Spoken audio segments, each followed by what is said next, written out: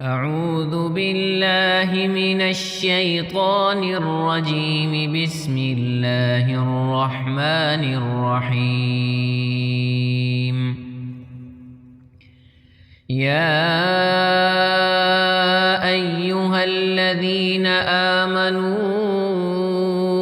أطيعوا الله وأطيعوا الرسول وأولي الأمر منكم، فإن تنازعتم في شيء فردوه إلى الله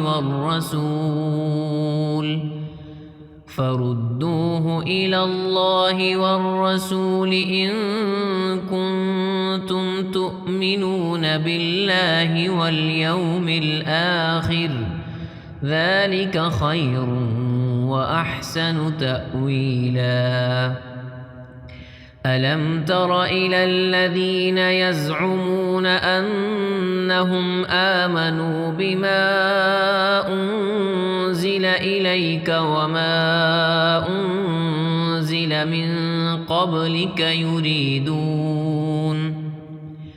يريدون أن يتحاكموا إلى الطاغوت وقد أمروا أن يكفروا به، ويريد الشيطان أن يضلهم ضلالا بعيدا.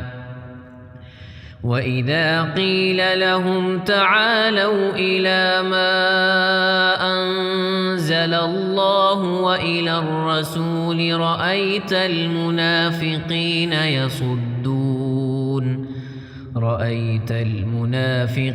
يصدون عنك صدودا. فكيف إذا أصابتهم مصيبة بما قدمت أيديهم ثم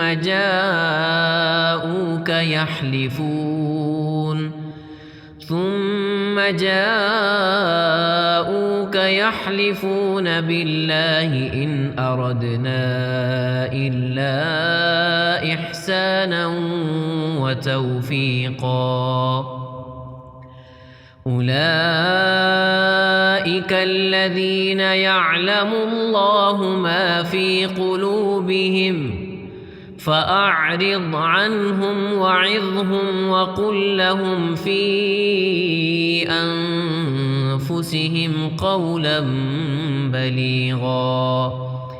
وما أرسلنا من رسول إلا ليطاع بإذن الله، ولو أنهم إذ ظلموا أنفسهم جاءوك فاستغفروا الله واستغفر لهم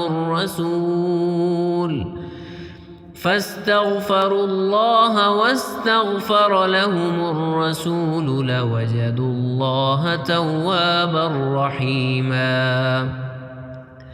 فلا وربك لا يؤمنون حتى يحكموك فيما شجر بينهم، ثم لا يجدوا في